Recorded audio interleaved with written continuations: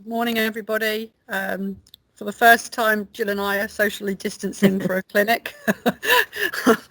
Otherwise, we've been racing round tables in the offices and now at home having tyres replaced and 2 staff down because they've got COVID symptoms. So they were struggling to get my tyres done this morning. Right, okay, so what we're going to cover today, before I start, hopefully for those of you who've opened, you've opened calmly and smoothly and you haven't been too rushed off your feet. And I'm sure we'll update you a bit on what we've heard from the industry so far this week. And for those of you who haven't opened yet, we hope you're all okay, calm and you're all right. So today we're going to cover what still needs to be closed, what we've heard from various organisations, update from some of our clients who Jill has already said is going to come on, government update, what's changed, industry update, and also the back to basics reminder. I think Ian's got some good points that we want to raise, and a little bit about updates from us. So we hope you enjoy our last COVID clinic, and we'll hand over to Ian. Okay, hi everybody. It's great to know that many of you are back open. I know there's still quite a lot of facilities to open, but it's been great to visit some sites that actually got people in it, and to be continuing to work with our colleagues in Wales to try and get some of their facilities ready for opening when they get their announcement. So the announcements haven't changed very much since the last time. Ice rinks, bowling alleys and beauticians with close contact work should be able by 2 days' time to be opened. Remaining closed though still are sauna and steam.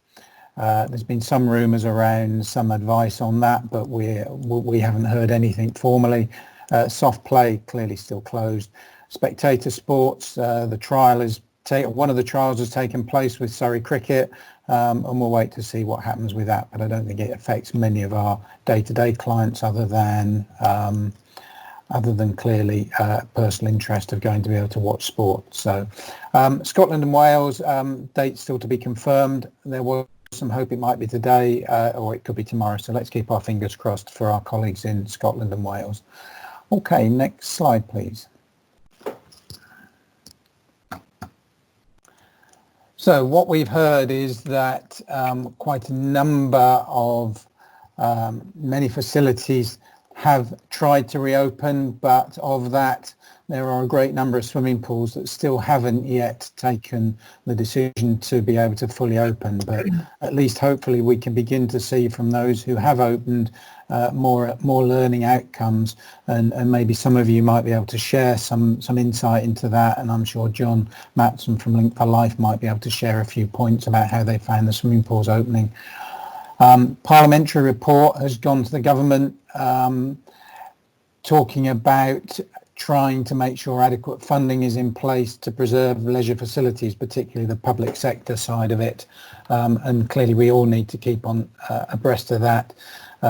There's obviously a very major focus on government of trying to improve the health of the nation, and let's just hope that we are central to that and able to respond to that plea to help get our nation fitter and more able to cope with pandemic of this kind.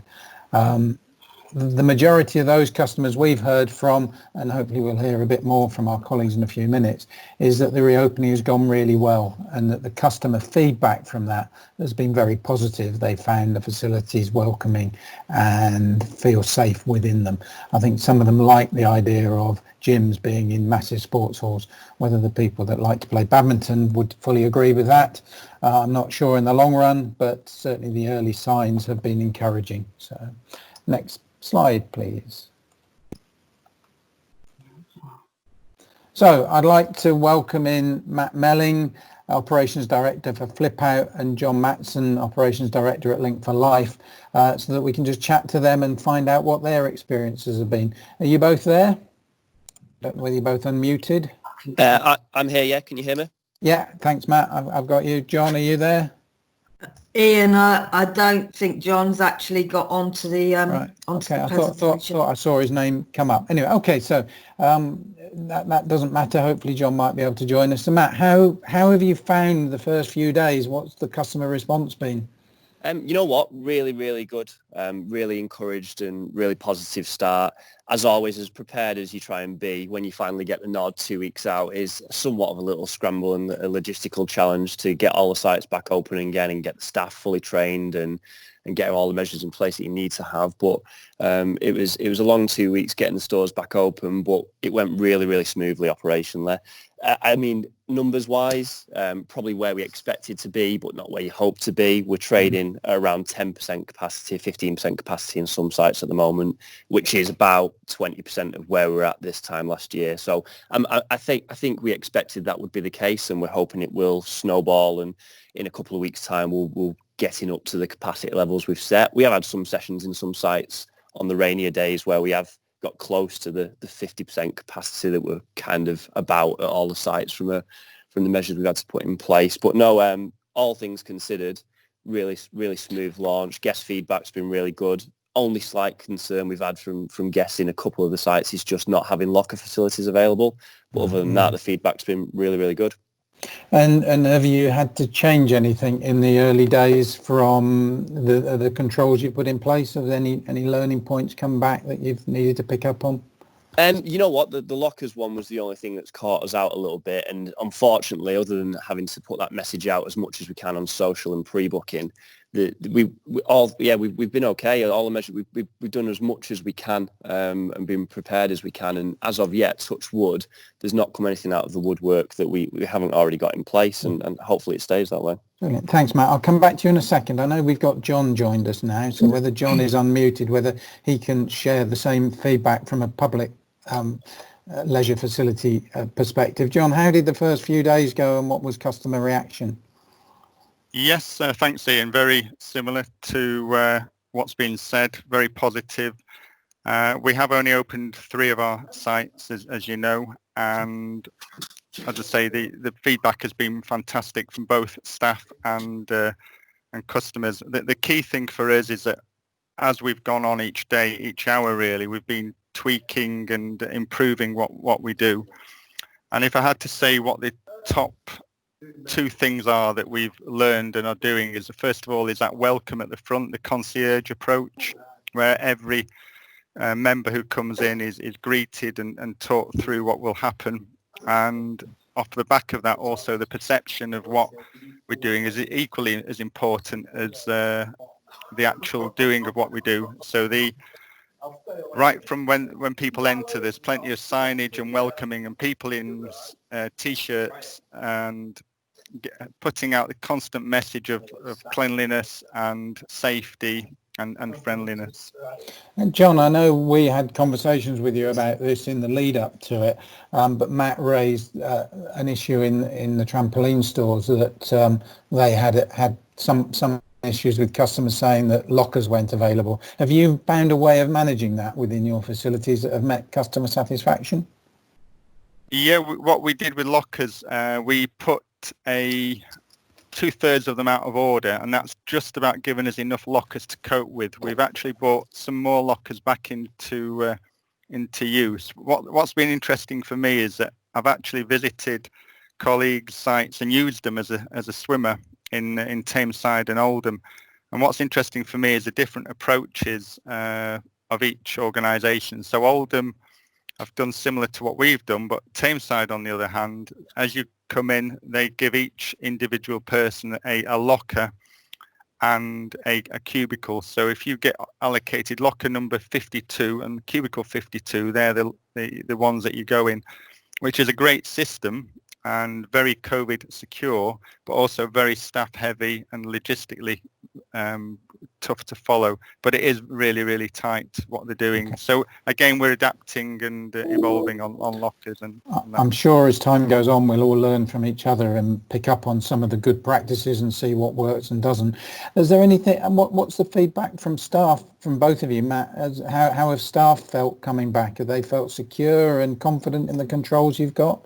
Yeah, I mean, we put out a staff survey about a month out, even before we got the date, just asking them, what would your concerns be? What do you expect to see? These are things we're planning. Would you feel comfortable with that? So we had all the feedback well in advance, and they've all been happy to see that all the measures are put in place, and we've got visors and masks and gloves and perspex screens and everything we can do really to keep the guys safe. And John, any concerns amongst your wider staff about coming back? I know I met some of them, and lots of them were very positive about wanting to see the facilities open. Yeah, they've all been very positive. Out of all of them, we've literally had one person who has been worried about coming back, and as such hasn't come back, and we've kept them on furlough. For the people that were worried before opening, we did a few things really. We had a number of induction days and inset days, we called them, and kept bringing them in before we opened frequently, just to be comfortable. And for those that were worried, each person, we did about 25 in total. Each person had a individual risk assessment to go through any sort of special arrangements or measures that they needed. And all those people have been quite comfortable. So as I say, out of around about 150 people back, there's only one that isn't actually back in work. And hopefully that message will get out amongst others who perhaps, or that it is safe to come back. So customer feedback from both of you. You both said they were positive. Have you had much on social media? Have you been using social media to try and build confidence amongst your customers? Yeah, from our perspective, we've got plenty of posts out kind of explaining what measures we've taken to keep guests safe, and reviews are starting to trickle in via both Facebook and Google, and all so far really positive, kind of applauding us for the measures we've got in place and saying that it feels very safe. So yeah, really happy at the moment. Okay. John, anything? Yeah, same as Matt, really, 99.9% positive. We've had the odd person who has said, how come you're opening? Why are you opening? And, like a number of sort of city centre areas, Rochdale has had its challenges around levels of COVID. So we are being very careful of what we say, but the messages are very positive from the public. So presumably you're in quite close contact with public health, because I know Rochdale is one of those areas where they've got some concerns over. And presumably they will be in early contact with you if they are thinking of putting back localised controls. Yeah, absolutely. We're in pretty much daily contact with them, and something I go to a formal weekly meeting with public health, and the tools that we've used to convince public health that we were doing the right thing with the right directions, mobilisation checklist has been incredibly helpful, and what public health have used to assess our COVID readiness, and also the stitch risk assessments. They're also what we've sent to public health. So between those two documents and what they've seen on site, they've been very happy, and they're actually now saying to us that as we go into phase 2 and opening of other areas, that they are happy for us to do that without their sort of green light before we do it.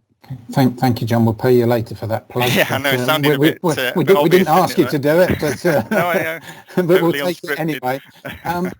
Matt, we've had a question that's come up on the chat as we've been going through. How much time are you leaving between sessions? And we actually say what cleaning chemical do you use in between, but anyway, go on, Matt. Yeah, we aren't actually having any time between our sessions. We've got a cleaner constantly on, just going around the equipment all of the time.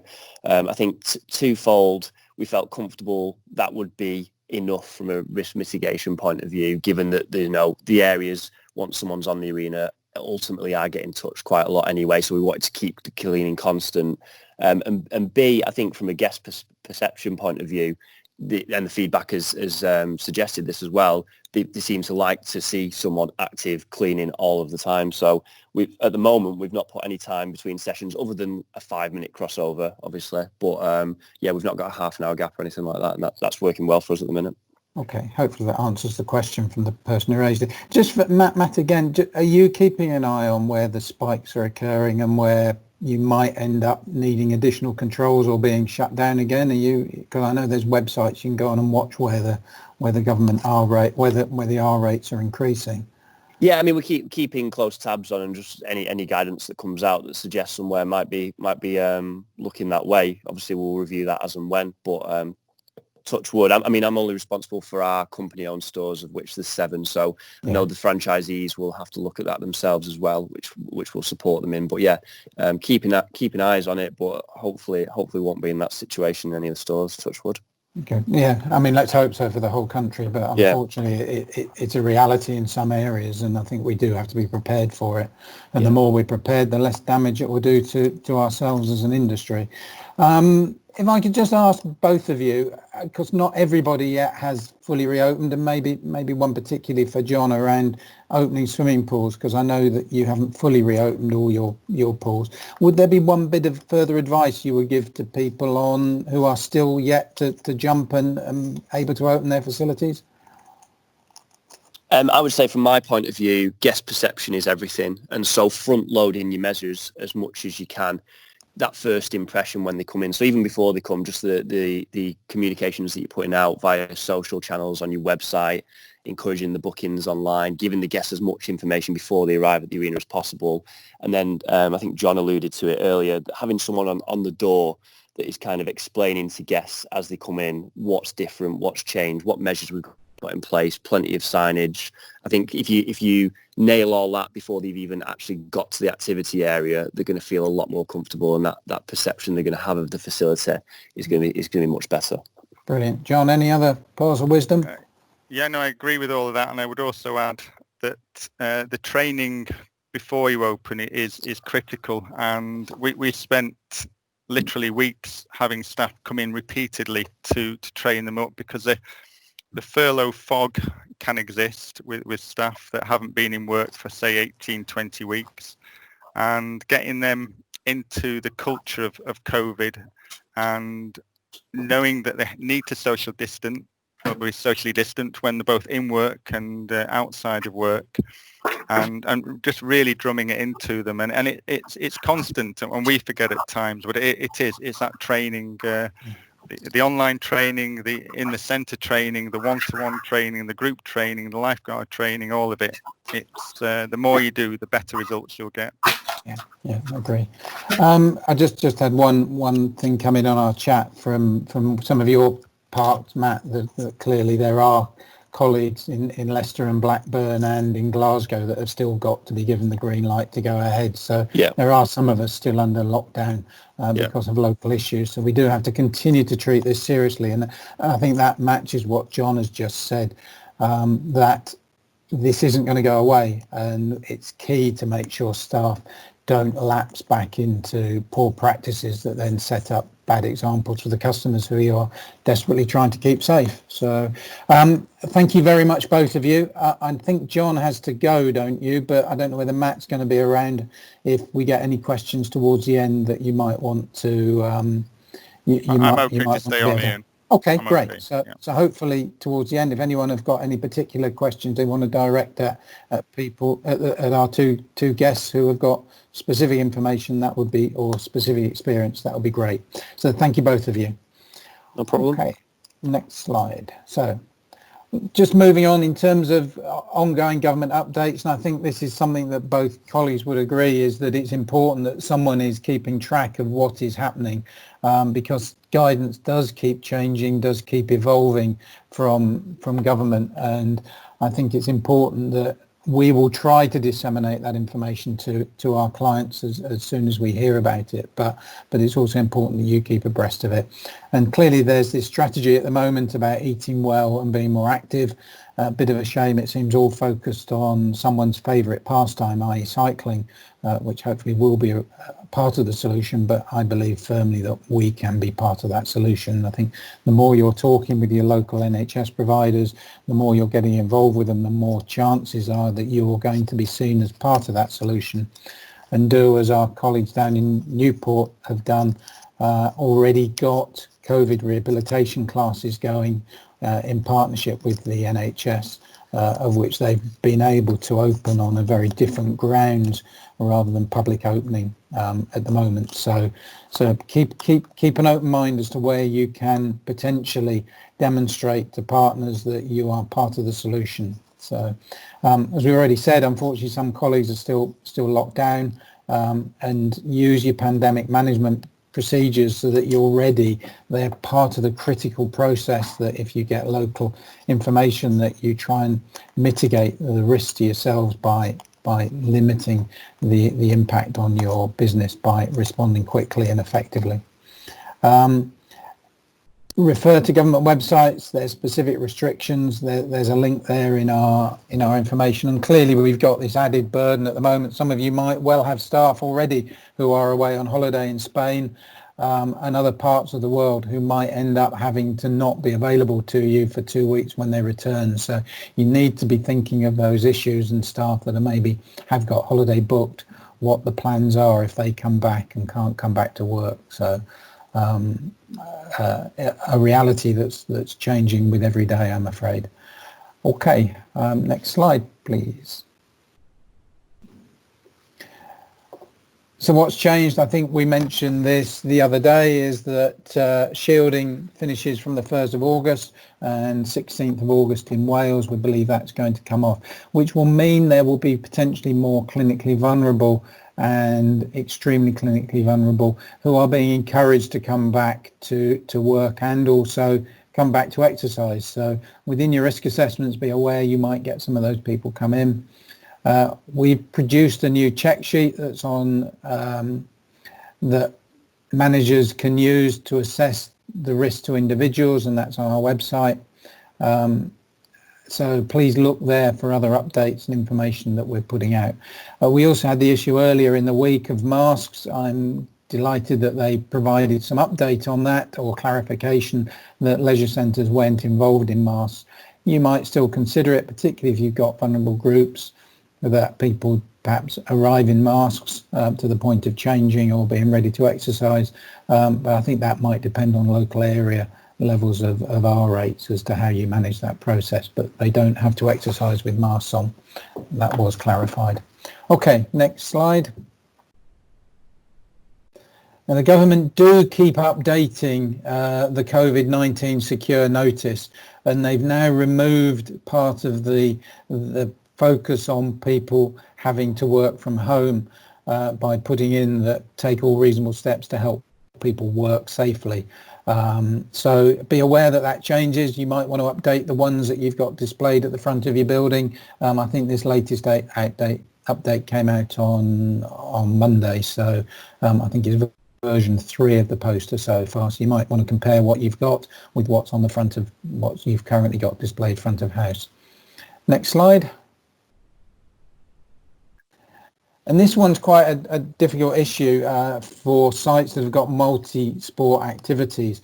NGBs are slowly getting their guidance confirmed by government and then are publishing it. You need to be confident it has been confirmed. I don't think there is any easy way to check that, but make sure where you've got individual sports like badminton, like football, that you are referring to those individual NGB guidance when you're looking as to how you're going to bring them back and what your risk assessments and control measures need to look into.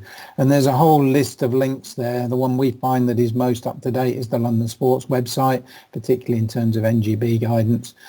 So I'll be referring to these when you're looking at maybe expanding what you've brought back and thinking about bringing back things like badminton, five-a-side football, etc. Okay, next slide. And just the back to basics, just a reminder about the four key pillars to keeping people distanced, to keeping people using sanitizing. Think about your signage, make sure it's prominent. Not all sites I've been to have continued that prominence all the way through, and some have forgotten that things like office areas and plant rooms still need some of these processes carrying right the way through to protect your staff. So just remember those, and above all, as far as you can, keep smiling. I'm delighted with the clients we've been talking to that the first week has been smooth, and let's hope that continues into the weekend, and that some of the commitments that we've been advocating come to fruition, that help you build confidence and grow. So if we could go to the next slide. And this slide is the one that focuses on some of those back to basics. And I think we heard it both from Matt and John. The under promise and over deliver, I think, is quite critical until you get confidence that you can continue to increase capacities and gain the confidence of your customers and staff. I think the continual monitoring throughout the day is really, really important, so that you can learn from it and make sure that your teams aren't forgetting. This really does have to be drilled in. I've already been on sites where duty managers have forgotten and tried to shake hands. I've seen things like a changeover of DMs, radios being left from one DM and picked up straight by the next without sanitizing in between. So it's vitally important that you continue to focus on your controls and make sure they're working. And be prepared to change things. You've already heard Matt and John talk about minor tweaks that they've made, and be prepared to make sure you're updating your risk assessments and control measures to meet with the growing demand that hopefully you're going to experience. And be positive and praise good behaviour. But part of that continual monitoring is to make sure that perhaps you remind teams at the start of the shifts and debrief them at the end, get their feedback into what's gone well, what hasn't, where you need to tweak, where they found sanitizers that are empty, where they've seen people, and encourage people to be open. It's not a criticism to say that people have forgotten that they should shake hands. We are changing a whole lifetime of experience here, and it's not something that's going to be achieved overnight. So don't take criticism as negative. It's an opportunity to look to become safer so that we can all go about our daily lives in a different but a safe manner. And please, overall, don't become complacent if things are going well, and make sure you're reviewing your risk assessments. We've updated the risk assessment templates on our central website on a number of occasions, and we're aware that hasn't necessarily been communicated to you all. So please do look at our central risk assessments. There are updates on them, and we will be finding ways to communicate out to our clients when updates have occurred from things we've learned and are able to share with you. And above all, keep smiling. Okay, next slide, please. I think it's over to Caroline. Caroline, are you there? Yeah, I'm here. Okay, I just want to apologise. I've got two wood pigeons. I don't know if they are fighting or being rather friendly in a tree next to me. And I think they're mating, Caroline. I think, well, I wasn't going to say that. I was going to say something cruder than that, but they're doing something in a tree near my head. So anyway, just an update where we're at. Our pandemic management procedures being reviewed is now on version 2. That's available on our website. Please go and get that. For those of you who've got Stitch, as Ian has already said, they have been updated as well. Make sure you have a look at those. And we have added on outdoor exercise class risk assessments as well. So if you do run those, please check Stitch for those. Swimming lessons are also going on. I think they're probably on already, actually. Swimming lessons risk assessments are on. I haven't heard of anybody who started swimming lessons yet, so hopefully you can use those in preparation for that. There is now, as already been said, the vulnerable and extremely vulnerable persons checklists available for you to use. And we've also added as well reopening checklists for food business during COVID-19, and a customer notice that you can use as well will be going on. They'll be going on this week. One client asked us this week have we got a check sheet to a sort of tick list to check that everything's been done. No, we haven't got one of those. The reason being is because every single centre is different, and that checklist really must come from the risk assessment and the action plan that you've written. That action plan is your checklist. That needs checking to make sure that everything's been done. So we haven't got another checklist for centres. Obviously, if you need any help, give us a shout. Jill, can you move us on to the next screen?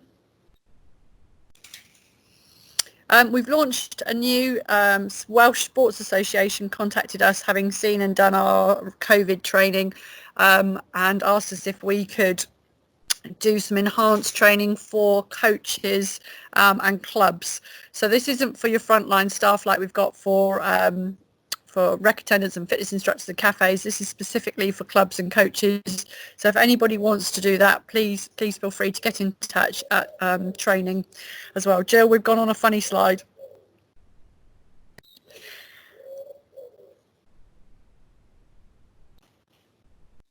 Jill's having technical issues today. It's because I'm not there.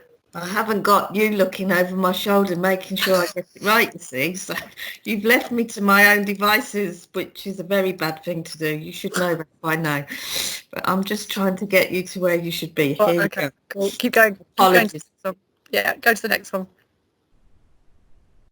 Okay, so we're absolutely delighted. I think we've had, you've gone past now, over 6,000 people have done our online training for COVID. As Ian said, he's been to a couple of centres where he's seen some practice that shouldn't have happened. Hopefully those centres will make sure their staff do the training and learn what they need to do and how they need to look out for each other as well as themselves. Keep going, Joe. Next one. Oh, just before I move on, John Matson's put on the chat that he's been to Oldham and they've started swimming lessons and they're working well. So that's really good news. Maybe Oldham can share. John can get some information from Oldham and potentially share it with everybody. What's worked and not worked for them. That would be really great to hear. Also gone live this week is a platform, pandemic management checklist fit for business. You may find your local authorities buy into this. It's a comprehensive self-assessment tool where you go through and it scores you and you can end up getting certificated at the end. If anybody is interested in doing that for themselves and not necessarily through their local authority, please get in touch. Just a comprehensive have we done with a score. And then we can externally check that information for you and you can become accredited. And obviously that's a good thing to put on your doors for your customers to see. So Jill, next slide, please. So what's going to happen next? It's been a fantastic experience doing the clinics with everybody. It's been so positive. The team have been great. The information that we've gained has been fantastic. So thank you ever so much for all your contributions. We will hold another clinic when we've heard that Scotland and Wales are opening for Scottish and Welsh clients and audience out there that want to listen. And what we are going to be doing going forward is holding regular clinics. We think this is a great way of working and we've had some fantastic feedback over the last few months. So we're going to carry on doing clinics for clients. So for those of you that are clients, on updates, legislation changes, insurance claims that have happened in the industry, any new training initiatives, any Quest updates, anything like that. So we're going to be carrying on doing clinics for everybody. And I'm sure probably on the 1st of September, there will still be quite a lot to talk about COVID as well. So anybody wants to join us, that information will come out and we will invite the clients into that. So hopefully you can join us. In the meantime, if you need any help with anything, as we've said in all the other clinics, if you're struggling with your risk assessments, you need any support days. I think Ian's quite enjoyed going out and doing support days along with some of the rest of the team. So if you do need any support, give us a shout. Jill, next slide, please. We need some questions. James has just asked, who do we email for Tiller? If you ping me an email, caroline@rightdirections.co.uk, I can put you in touch with Tiller directly. So that's caroline@rightdirections.co.uk. Jill, I don't think we've got anybody with any questions. We didn't think we would have. I have got some questions. Have you? Oh, good. Okay, over to you then. Okay, the first question, we've covered this quite a lot around ventilation, but Ian, I think this question is for you. So you knew this one would come your way. So we've read the ventilation guidance on the government website and we're pretty au fait with that. But we're not quite sure whether we meet the guidance. There is a section at the bottom of the guidance which refers to using a carbon dioxide sensor if we're not sure about the ventilation rates, but it doesn't give any more information about what we do with the carbon dioxide sensor. And if it goes off, does that mean that we can't open? Can you enlighten us to how this carbon dioxide sensor works? I'll try. Whether it's as fuller information as we can give, we do know that UK Active have gone back to DCMS to ask for some clarification on this, because it's quite a blank statement. From my understanding, and this is only my understanding from research and talking to some other people within other industries who use carbon dioxide sensors, you need to be careful where you locate it in the room. Carbon dioxide sinks, so therefore you need it around about head height or just above, so that you begin detecting the accumulation of CO2 within the room to know whether it's got adequate supplies of fresh air. There are also some general guidelines as to what normal outside air breathing levels are, so that's the good levels, and what normal indoor breathing levels are. I believe that we normally operate at around just above 400 parts per million of CO2 that we breathe in. That's because of increasing pollution levels across the world, but the up to 1,000 parts per million is considered normal indoor air breathing levels. So I'm not sure what government will come back with, but to begin with, if you're exceeding 1,000 parts per million, so you need a detector that's got an actual display on it, rather than something that just triggers an alarm if it gets beyond a certain point. And monitor that. I would have thought that's where you need to think about whether those rooms are acceptable to keep high levels of exercise going in it. So the guidance sort of indicates between about, I think this old guidance 350, which was the old base level, up to about 1,000 parts per million. So we'll wait to see what the formal guidance is and to how accurate my thoughts are on that, but hopefully that might give a bit more clarity to people as to how CO2 detectors are meant to support us in ensuring that our rooms have got adequate levels of fresh air going into them. Thank you, Ian. I've got another question as well for you. This is around sports, particularly within sports halls. So although there's lots of guidance out there around elite sports and NGB sports, so give you an example, football. Really struggling with the guidance and the government guidance, as well as the NGB guidance, to find out what actual sports, team sports, can take place within our facilities. I mean, football is an example. Where can I find out where if we can allow groups of people to play five-a-side football and obtain information on other NGBs and team sports other than at elite level? I agree. I think this is quite a challenge for everybody. I think there are 2 or 3 bits of government advice, obviously the reopening for us and also the reopening for recreational sports, that you need to refer to.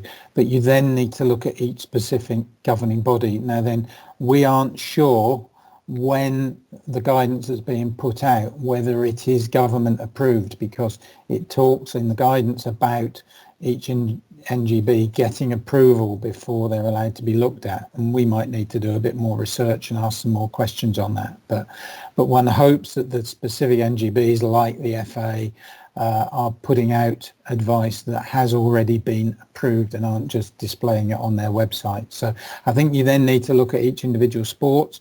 I know football indicates that teams should be in some way affiliated or within an affiliated group where somebody is going to be responsible for making sure that COVID-19 secure procedures are in place. So just letting six mates come down or 12 mates come down and have a game of 6-a-side might not be appropriate. But if it's a club base with a league where they're operating under local guidance, that might be something different. So you do need to look at that. At this point in time, we can't give clear advice because there is so much coming out from various sources, but you need to make sure you're confident of that. Thank you, Ian. I have another question on waste. So double bagging. I think we've talked about this in previous clinics. Is this all waste, or just if you have a member of staff or a member who's had COVID or symptoms? Can you just talk through the process on waste? Yeah, there's guidance on cleaning on non-clinical areas, which relates to when you've had a suspect case of COVID within your facility. So the double bagging only applies to where you've got a suspected case of COVID within your facility. So it's only cleaning materials from that. The other thing I would think about, and I don't think there's anything in legislation, is if you've got your own in-house maintenance teams changing things like filters on air conditioning units and air handling units, that you think then also about double bagging those items and putting them aside for 72 hours before they go into a bin. But otherwise it would be throwing it away as normal. Thank you, Ian. I've just had a member of the team send a WhatsApp through to say don't forget that we talk about double bagging in our COVID-19 awareness training. So if you haven't done the training, there may be some good information in that training. As Caroline's already said, it's £1 for clients and £2 for anybody else, and the feedback that we've had has been fantastic, and there's just under 7,000 people have gone through the training now. So if you haven't done it, it may be worth doing. Jill, if I could just go back, John Matson has just reminded me on something on that previous question about different sports coming back, and if you've got team sports taking place. It's something I know we discussed or with him, is that if you do have team sports, it's an administrative nightmare for yourselves to do the track and trace on everyone taking part, and you do need the responsible person, hopefully through the governing body affiliation, who takes that responsibility. You take their key name, they're responsible for keeping the track and trace details of their people coming into the facility. That's one way you minimise the administrative burden on yourselves. Okay, there's another question in the chat, Ian, around lost property. What's our advice on lost property? Obviously understand valuables need to be kept, but what's our advice on how we deal with lost property during this period of time? Yeah, I would have thought it probably mirrors what you currently do, but you would be suggesting to staff that they use gloves when they pick it up, and perhaps that's bagged with the date that it was bagged, 48 hours, 72 hours before it's taken out, and your normal disposal routine. Clearly, if someone's picked up a watch or something that someone's likely to have been touching, then clearly they need to sanitize their hands after they've put it into a bag, documented it, and put it in the safe. So I don't think it's much different, other than the normal things of recognizing that there are going to be touch points involved, protecting your staff and making sure that it's safe for a period of time while any virus that might potentially be on it has had time to deteriorate as per other guidance. Thank you, Ian. I think we've come to the end of the questions, and there doesn't seem to be any more coming through info. And I think we've covered all the questions off in chat. So I'm just going to pass back over to Caroline to close this clinic and the end of an era of COVID-19 clinics.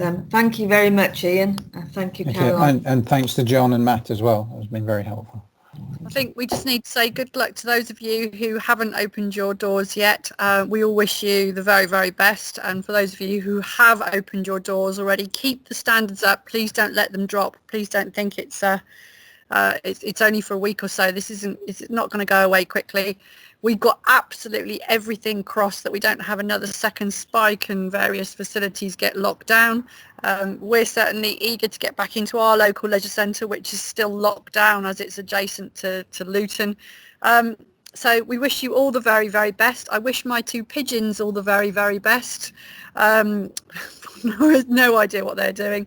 If you've got any feedback, anything you want, please let us know. And we would love to hear from you as to what you've thought, and also if you'd like to be involved in clinics going forward that are not specifically focusing on COVID-19.